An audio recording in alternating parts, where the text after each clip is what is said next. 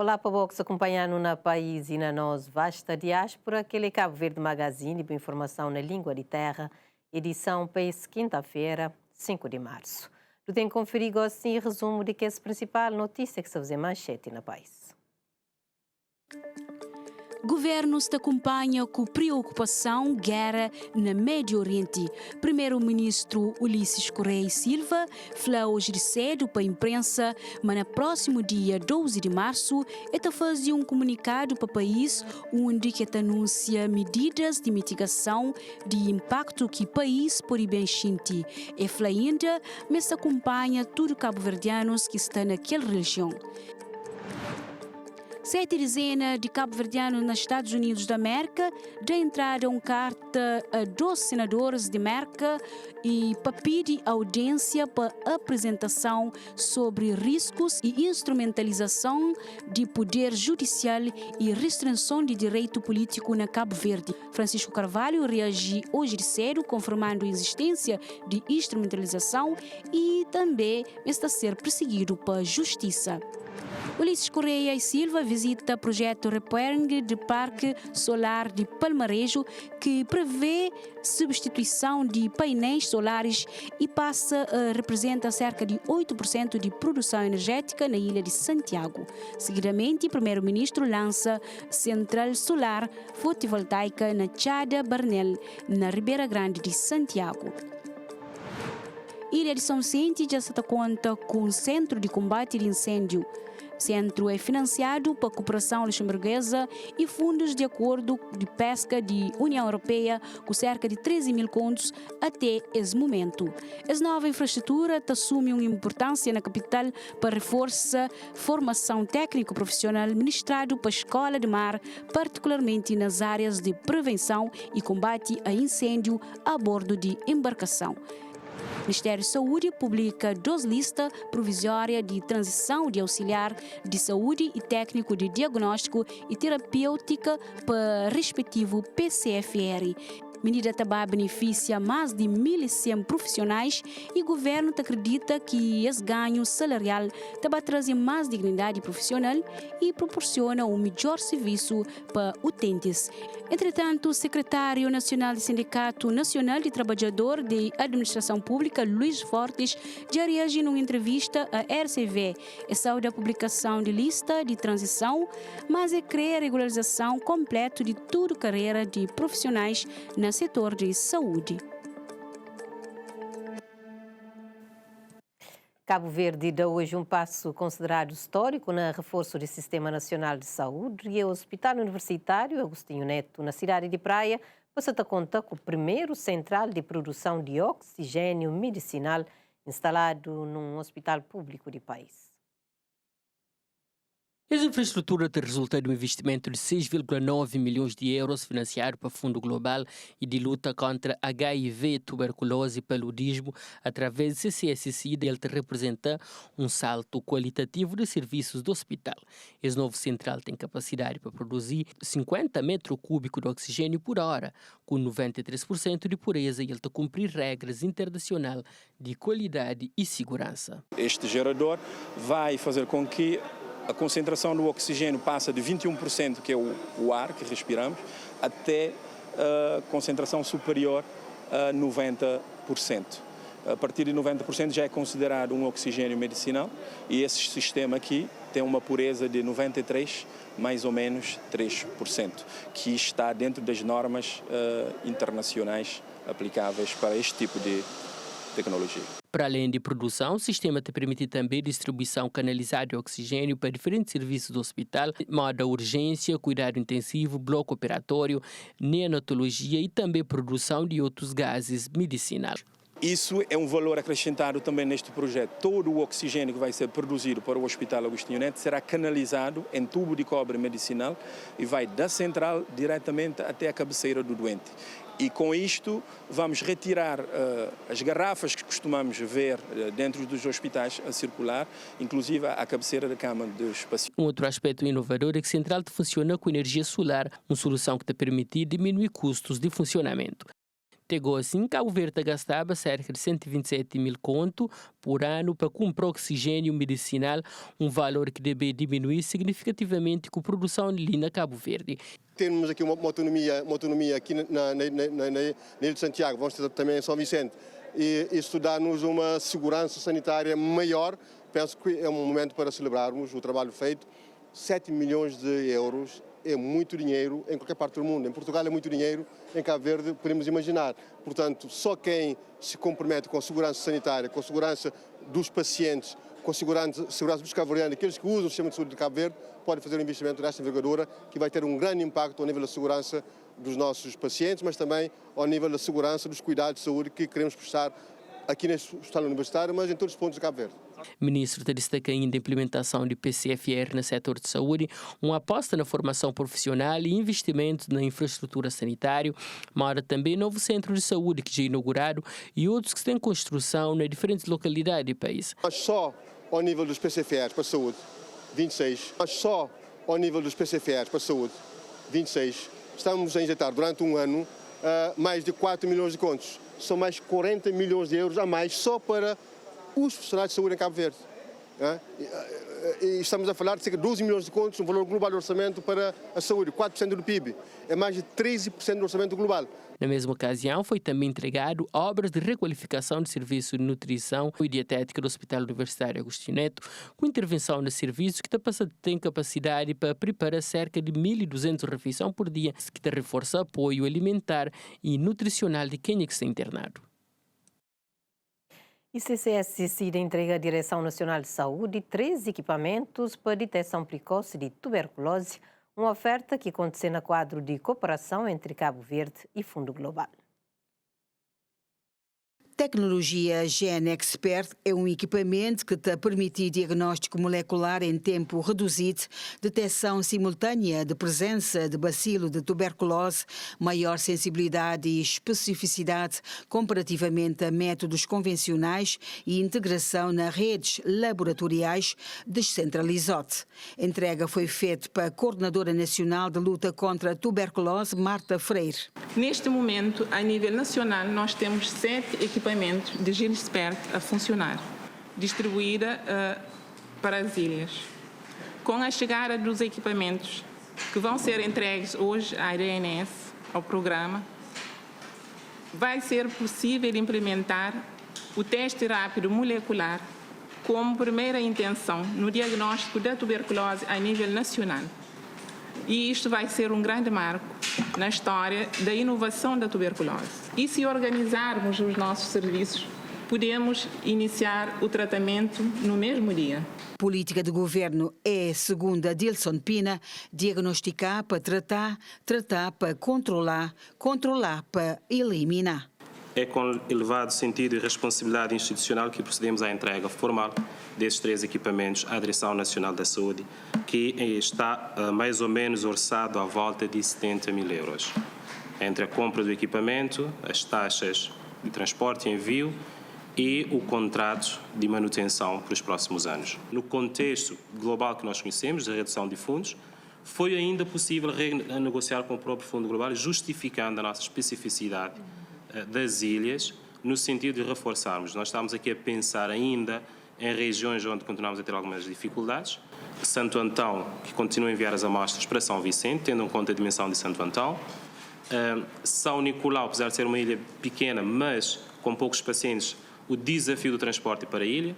Santiago Norte, onde temos uma grande representação, também carece de algum apoio. E de acordo com a Diretora Nacional de Saúde, Cabo Verde tem uma taxa de incidência de tuberculose na 30,5 por 100 mil habitantes, na sua maioria homens. Que não se trata só de um equipamento, mas sim de uma inovação tecnológica, aumentará o acesso e garantia de que os nossos pacientes, maioritariamente em Cabo Verde, homens, por questões dos fatores de risco, que associados à tuberculose estarem também mais presentes nos homens. Então, é uma luta que nós temos de continuar com uma taxa de incidência no 30,5 por 100 mil habitantes neste momento.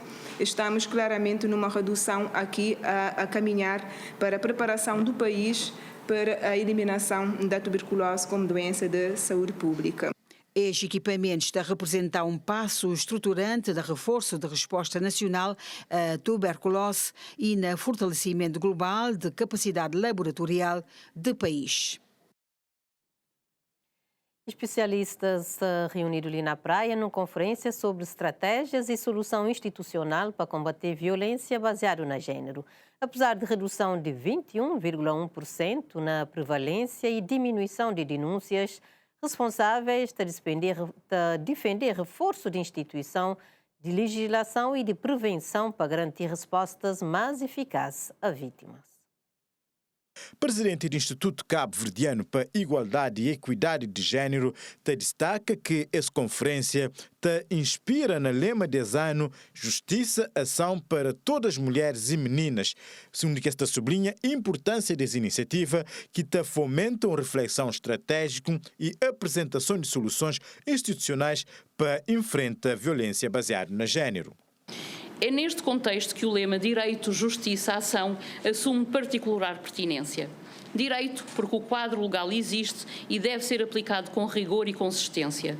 Justiça, porque a credibilidade das instituições depende da sua capacidade de proteger as vítimas e assegurar a responsabilização efetiva. Ação, porque os dados exigem respostas cada vez mais qualificadas, integradas e sustentáveis. Estas conferências de alto nível, reflexão estratégica e soluções institucionais para o combate à violência baseada no género, a primeira a decorrer aqui hoje, a próxima em Mindelo, a 25 de março, foram concebidas precisamente como um espaço técnico de análise crítica, diálogo interinstitucional e construção conjunta de soluções. Marisa Carvalho lembra ainda que, apesar de redução de números de denúncias registrados pela Polícia Nacional e diminuição de 21,1% na prevalência de VBG, segundo o terceiro inquérito sobre saúde sexual e reprodutiva, relatório anual sobre situação de justiça continua a apontar desafios persistentes. Entre esses, destaca a necessidade de reforço institucional para garantir resposta mais rápida e adequada à vítima. O relatório anual sobre a situação da justiça 2024-25, divulgado pelo Ministério Público de Cabo Verde, indica que, apesar de uma diminuição de 25,4% nos processos entrados por VBG, o volume processual mantém-se elevado, com 2.836 processos pendentes a nível nacional. Dos 1.711 processos resolvidos, cerca de 61% culminaram em arquivamento, enquanto 655 resultaram em despacho de acusação. Estes indicadores evidenciam progressos, mas também apontam para desafios ao nível da investigação, da produção de prova e da efetividade da responsabilização penal. Os dados mostram avanços, mas lembram-nos que o fenómeno persiste. Mostram redução, mas não erradicação.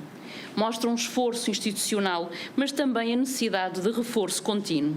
O governo reconhece que combate a esse flagelo de violência baseada no género exige não apenas ajustes na lei, mas também fortalecimento de instituições, formações de agentes envolvidos na uma resposta consistente na prevenção. Os agentes ocupam um lugar central nesta missão. Cada atendimento numa esquadra, cada despacho do Ministério Público, cada decisão judicial carrega um impacto profundo na vida das vítimas. Enquanto governo, reafirmamos um compromisso inequívoco de fortalecer as instituições para que sejam mais eficazes, mais articuladas e mais próximas das pessoas. Isso significa investir na formação contínua especializada, melhorar a coordenação, reduzir o tempo de resposta, reforçar a recolha e tratamento de dados e consolidar mecanismos de acompanhamento e avaliação das políticas públicas. Essa conferência enquadra no âmbito de implementação de projeto, promove participação e autonomia de mulheres e grupos minoritários na tomada de decisões sem discriminação e sem VBG e é financiado pela Agência Espanhola de Cooperação Internacional para Desenvolvimento. A embaixadora de Espanha na Cabo Verde, Ana Paredes, reafirma compromisso do seu país no âmbito de sua política externa num maior apoio às iniciativas e projetos destinados à erradicação, ou seja, acaba com violência baseada no género. Diplomata aproveita ainda para enaltecer Cabo Verde para ter encerrado o ano 2025 sem registro de feminicídios. encerramos 2025 con una noticia llena de esperanza en Cabo Verde. Como ha señalado la presidenta del ICIEC, 0 feminicidios. Una conquista colectiva que merece ser reconocida y que nos motiva a continuar a trabajar para que esta situación se mantenga, no retroceder nunca y saber si las estadísticas son correctas. Yo creo que esta reflexión que van a tener ustedes aquí nos va a ayudar a perdurar en ese empeño. A nosa política externa e a nosa cooperación, ambas feministas, colocan no centro a eliminación de todas as formas de violencia contra mulleres e raparigas. Este compromiso se traduce en alianzas concretas, apoio técnico e fortalecimento institucional. Durante a conferência estava a ser debatidos vários temas centrais, cima lei especial contra a VBG e sua regulamentação, papel de agentes de aplicação de lei na prevenção, investigação e proteção de vítimas, cima também desafios práticos na coordenação interinstitucional na combate a esse fenômeno. E na Ilha de Maio, a Associação Amiga de Mulheres está a fazer durante os dias distribuição de cestas básicas a famílias mais carenciadas de que a ilha, ato se enquadrado na mesa de mulher, mas na lista de beneficiários está registrado casos de homens chefes de família. A Associação Amiga das Mulheres de Maio é uma organização sem fins lucrativos fundada há já alguns anos e que tem estado a trabalhar em prol de proteção de direitos de mulheres, mas também com envolvência de homens como forma de ter equilíbrio de género nessas atividades. E durante esse mês de março, que é considerado o mês de mulher, a associação tem cerca de 400 famílias distribuídas para diversos povoados de ilha que têm estado a beneficiar de cestas básicas. Distribuição começa na cidade de Porto Inglês e Armandina Livramento, direção dessa associação, te explica o objetivo dessa atividade, bem como critério de seleção de beneficiários. Nossa preocupação na ajuda mulheres e sendo esse mês de mulher, não aproveita nos eleição que foi feita no mês passado, nos tem estado a jogar parceiros e não conseguiu um parceiro. Já não consegui um outro parceiro. E já não inicia nossa cesta básica ali na cidade de Porto Inglês, não também dar continuidade na meados de mês, para não enquadrar atividades de março, mês de mulher. E nós nunca trabalhamos só com mulher, nós trabalhamos com mulheres e homens. E nosso objetivo é sempre ajudar pessoas que têm necessidade. Muito bem. E primeira fase, uns quantos alguém ser beneficiado? Ali na cidade de Porto Inglês, nesse momento, não se beneficia 50 famílias. E não tenho mais 362 que não está vendendo no decorrer de março e abril. Qual que é o critério de seleção? Na coisa que nos baseia para selecionar famílias? É pessoas que têm filhos com deficiência, é idosos, é pessoas de facto necessitadas. Não é a Associação Amiga das Mulheres do Maio, mas tem envolvência de homens também. Sim, tem envolvências de homem, porque nós também não está beneficia homem. E um exemplo no Salina Tim, que hoje não alegra com ele, porque ele fazia mais um ano de vida. Nossa reportagem aproveita para ouvir satisfação de alguns beneficiários. Obrigado, me fica contente para morrer ambientário, me fica sábio, me fica nós obrigado, que Deus está jurando, que está tornando outro viagem, outro ano, para nós tornar jurando. Dá saúde, coragem. Obrigado. Recebe o direito, a amizade, para nós vai para nós tornar bem, para nós acaba. Para tornar bem, para nós acaba. Hoje é contente, contente. Ai, minha filha, obrigada. Obrigada. Obrigada, senhora. Deus estará no nosso bem. Contente. Contente, Maurício, olha como é para mim. Silêncio hoje vou fazer. Sim. Aí Estou a dizer já mais felicidade. Vida e saúde, felicidade, que tudo está correndo direito. Depois de conclusão de distribuição na cidade de Porto Inglês, a associação participa que os outros 12 povoados de ilha com a mesma missão. O projeto Destino Fogo apresenta hoje na São Filipe um estudo de mercado sobre setores de transformação de leite, de hortofruta e de artesanato na Ilha de Fogo. O trabalho analisa potencial de desenvolvimento de que as áreas e oportunidades de ligação ao turismo. O objetivo é reforçar cadeias de valor local e promover um crescimento econômico mais sustentável.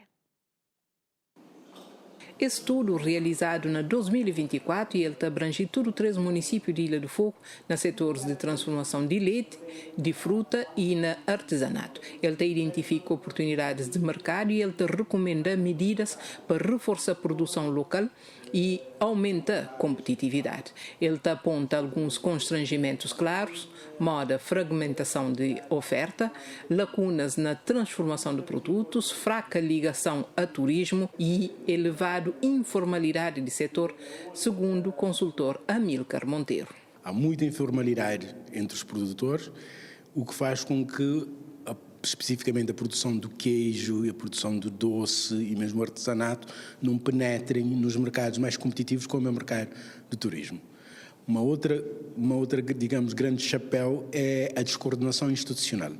Existem várias iniciativas, aqui foram ainda elencadas outras que as pessoas foram lembrando, que acontecem pontualmente e não têm impacto, mas não transforma a realidade. Na curto prazo, o estudo recomenda que o setor privado deve criar fóruns de debate, definir uma agenda de investimento com impacto e promover a união em cooperativas na hora de acontecer na vinho e na café de fogo. Temos que ter, da nossa parte, uma coordenação do privado para dialogar com a parte pública. A parte pública tem os seus fóruns próprios, mas o setor privado não tem um fórum próprio. Portanto, foi aqui defender a criação de uma associação de produtores, mas segue na mesma linha da recomendação do estudo, que é criar um comitê organizador. A COSP já tem uma experiência de mesa de diálogo, e quando o projeto da COSP terminar, como é que vai ficar essa mesa de diálogo? Portanto, é importante que esses espaços de coordenação sejam liderados pelos produtores, pelos empresários da ilha e que possam envolver o setor público na definição de prioridades, em exigir determinadas, portanto, mecanismos de proteção de mercado, de reservas de mercado. A partir desse comitê, objetivos de médio e longo prazo podem então concretizar. Câmara de São Filipe compartilha dessa mesma ideia e ele recorda, mas tem estado a agir com a criação de futuro parque agroalimentar, apoio a várias cooperativas e outras iniciativas. Nuias Silva reconhece a importância desse estudo para a Ilha de Fogo. E nós seremos não só o primeiro porta-voz junto do governo e junto de outros stakeholders para esse juntamento, e é preciso um despertar do tecido empresarial foguense para aproveitar as oportunidades e todo o ecossistema que os poderes públicos e as organizações da sociedade civil, como a COSP e outros, estão a produzir. Estamos a produzir aqui importantes documentos para serem aproveitados pelo setor privado. E aqui é que nós também pretendemos unir o setor privado do fogo à volta de uma associação empresarial foguense que possa estar, digamos, inscrita na Câmara do Comércio, mas que seja uma entidade de diálogo.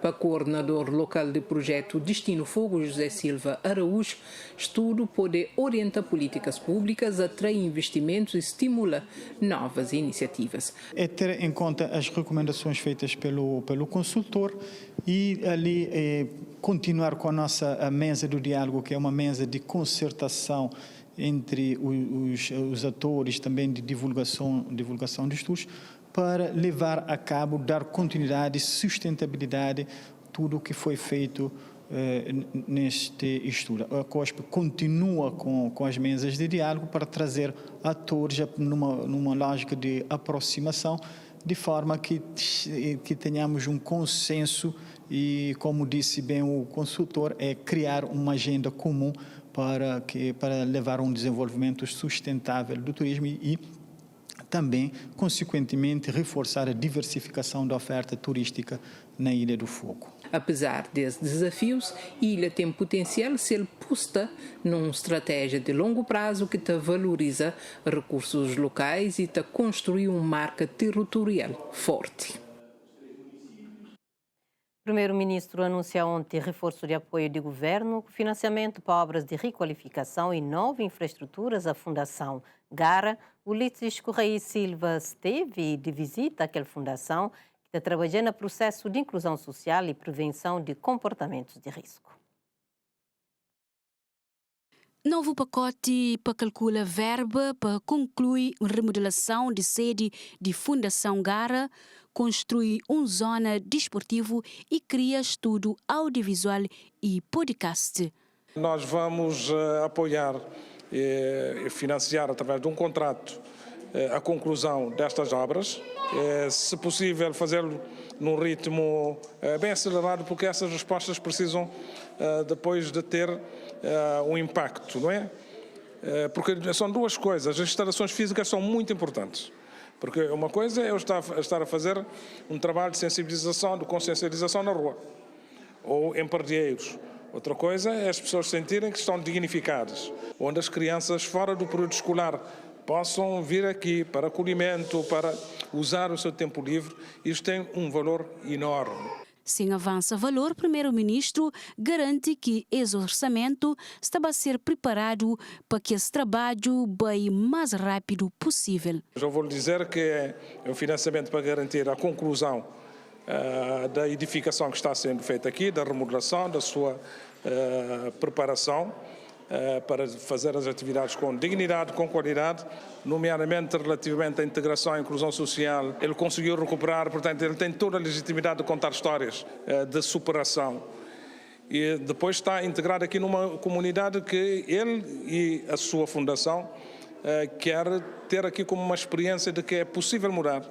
Satisfeito com esse reforço de apoio, Gada Lomba reafirma confiança no cumprimento dessa promessa e também apela a um maior envolvimento de sociedade civil.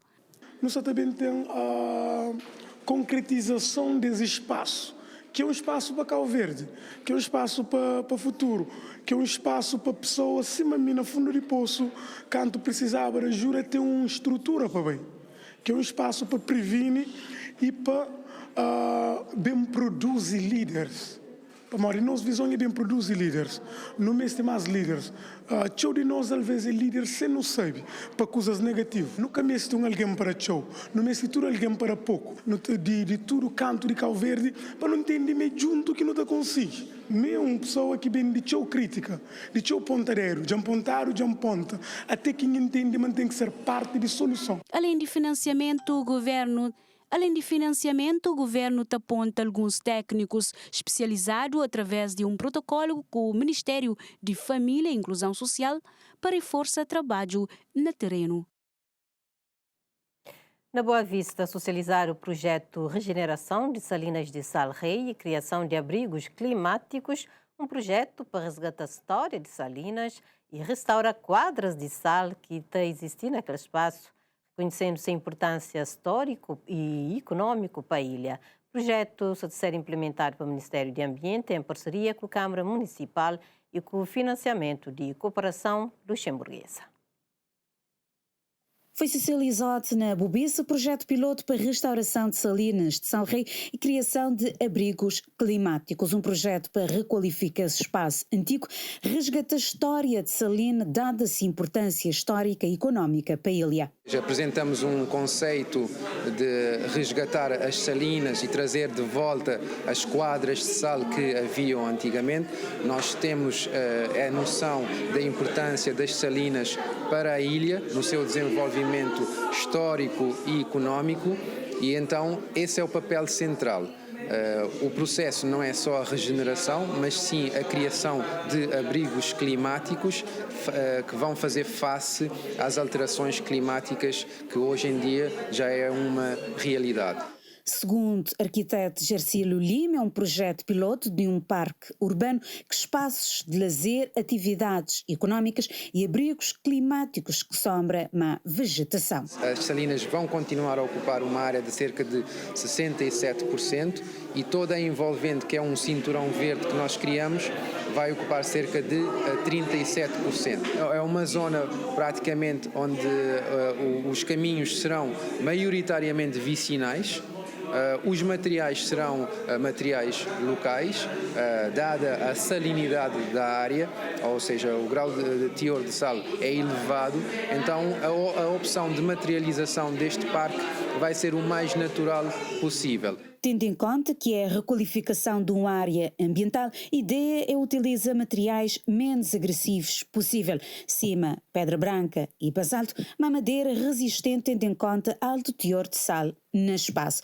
Estudo de impacto ambiental demonstra que a nível de instrumento de gestão territorial em vigor no município, projeto devidamente enquadrado e que existem restrições ou condicionantes para poder pôr em causa esse projeto. Depois da socialização que aconteceu nos espaços de Câmara Municipal, o projeto vai ser entregue na cooperação luxemburguesa ao Ministério do Ambiente. Vereadora Nádia Santos sublinha um ponto que ela considera importante nesse processo, que é a sensibilização da população para a preservação de salina. Bom, o próximo passo é, portanto, a equipa da arquitetura, digamos assim, a empresa que está trabalhando no projeto junto com o trabalho todo feito a nível de estudo de impacto ambiental, ser entregue à cooperação luxemburguesa e ao Ministério para próximos passos. Portanto, próximos passos que será o lançamento do concurso e, portanto, consequente identificação da empresa para arranque da obra. Outra questão que é bastante importante nesse processo ali depois de socialização é aquele contacto com a população, é envolver comunidades nesse processo, porque não saber modo que toda gente conseguiu nesse momento aquela área envolvente, então uma área onde é que pessoas estão a despejar seja lixo, então não tem que criar na população uma outra mentalidade do uso daquele espaço. Portanto, ali não tem que trabalhar junto com a sociedade civil, junto com ONGs, que é para não poder sensibilizar a nossa população, sobretudo nas áreas envolventes, para preservar o espaço em si desde agora, não é?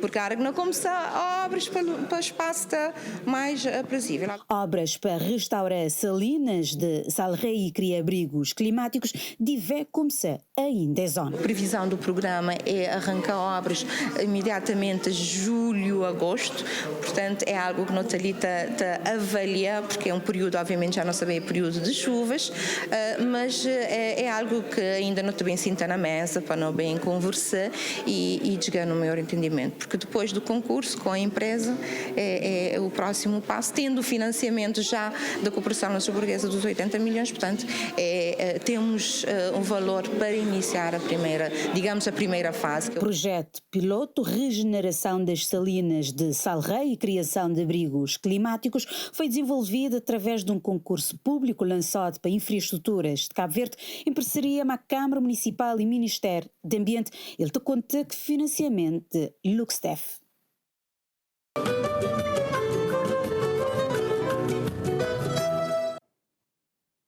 E na praia, moradores de Vila Cássia, na Palhacé, denuncia que ele está considerando ser poluição sonora provocado por um espaço de atividades culturais instalado no bairro. Segundo residentes, música alta tem perturbado o seu descanso, principalmente na final de semana e na dias de atividade especial.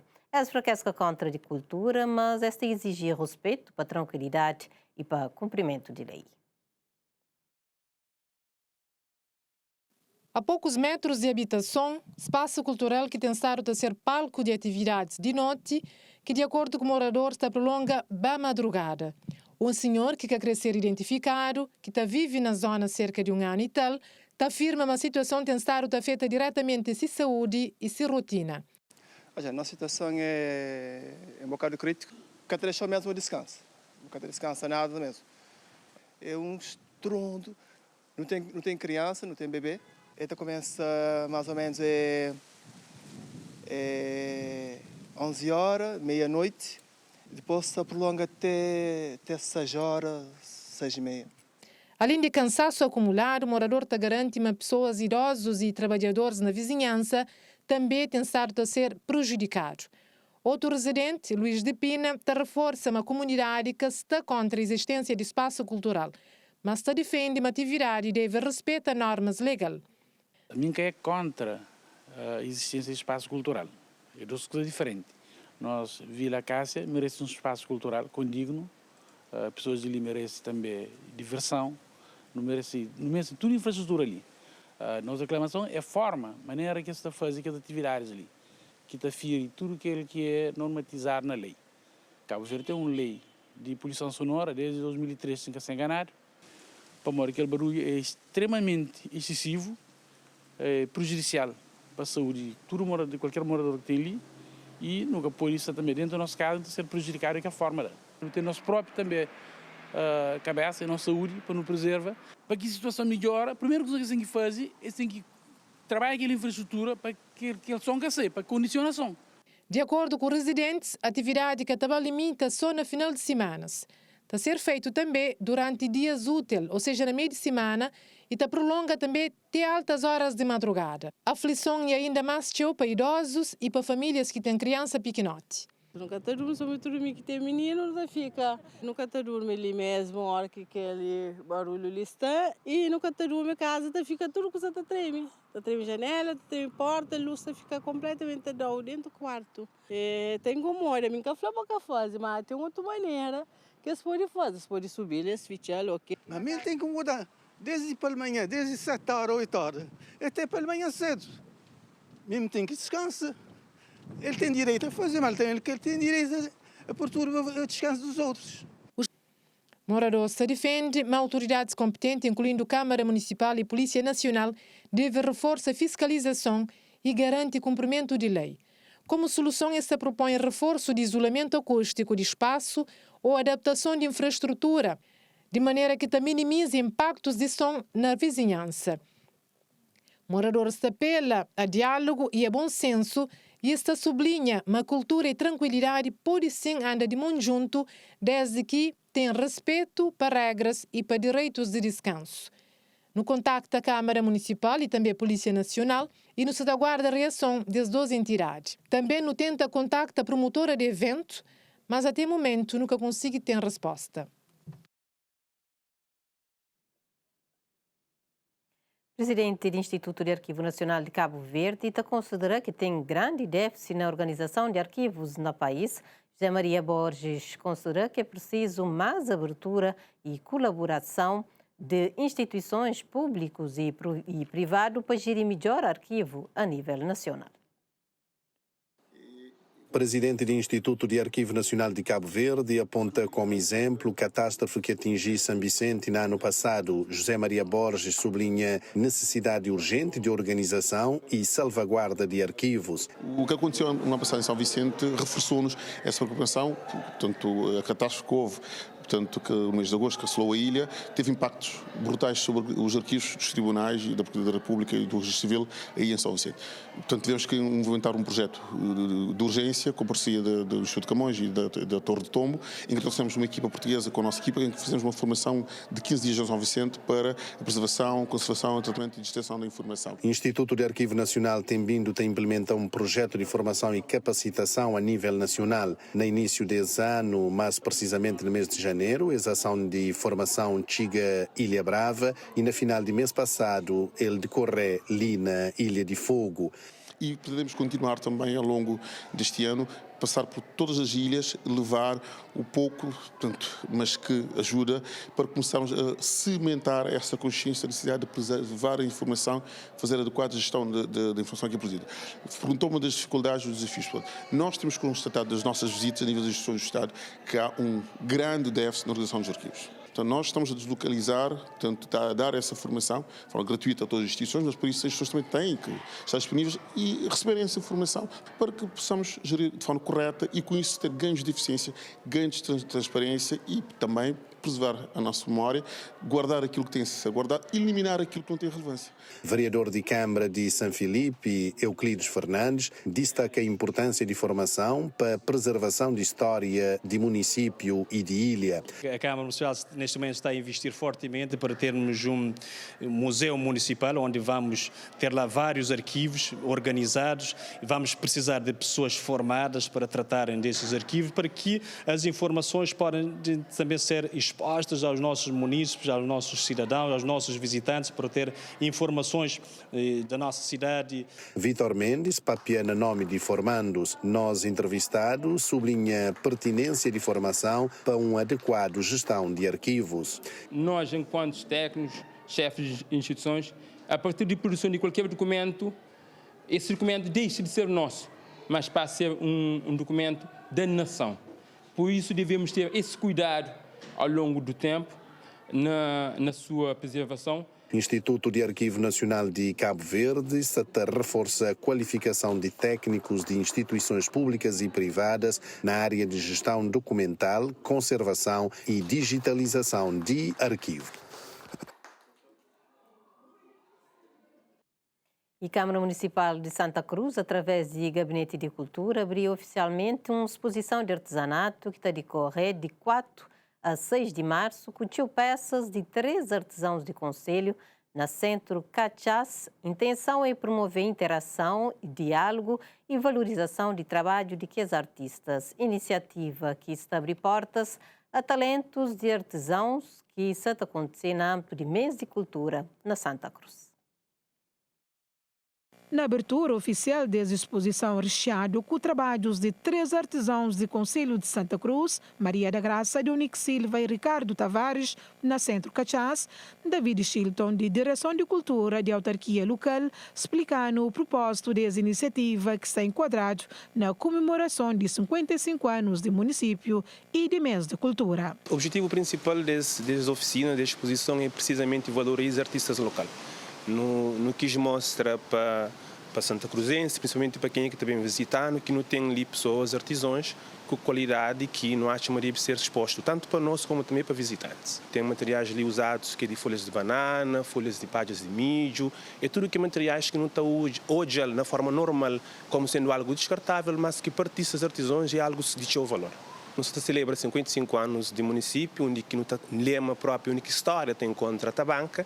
Então, no quis também mostra que ao longo da história não teve também pessoas que dão contribuição cada um de si maneira, e nesse caso em particular não se fala de artesãos. E a arte na Centro, despertando curiosidade, ancorado numa iniciativa municipal que se decorre de 4 a 6 de março. E responsável está segura, mas no terceiro dia vai ser promovido uma oficina de artesanato voltado à valorização de integração social e que convite é para todo alguém. Nós estamos ali com a equipa de gabinete, está tudo disponível também para informações, para partilhar informações necessárias para o público bem, mas também tem momentos também no último dia, onde aqui próprio tem já mestre Gustavo, que também está conosco, também trabalha uma parte de oficina, precisamente com questões que têm a ver com integração social. Nós trabalhamos particularmente com tendas El Shaddai, também dá uma parte de pessoas também volta para a cidade com uma opção laboral já pronto, e que o outro é também próprio mestre Gustavo, também partilha com nós artesãos ali, já que não tem da graça, por exemplo, que já são outros patamares, mas não tem também outros que se terá primeiro espaço. Então não também tem aquela parte que também trabalha com isso, mostrar as coisas que está falta para aprimorar, para não chegar no nível máximo de atribuição de selo nacional. Não tem talento? Com certeza que não tem.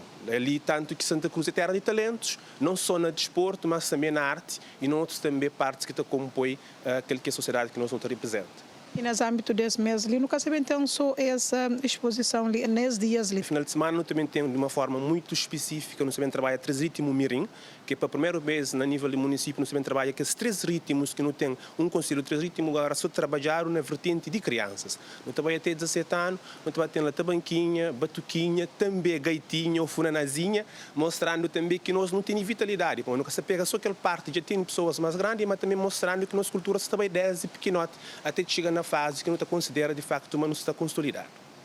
Paralelamente a essa exposição criativa com produtos de artesãos local, Direção de Cultura de Câmara Municipal de Santa Cruz tem informa Matastana Município 50 franceses para ministrar um workshop de pintura residencial intitulado Terra a Terra, contemplando bairros de Sarina e Porto Abaixo, e que também envolve crianças de IBO e que ainda estava a participar num concurso literário em parceria com a delegação do Ministério da Educação Local destacando o tema Santa Cruz e Tabanca.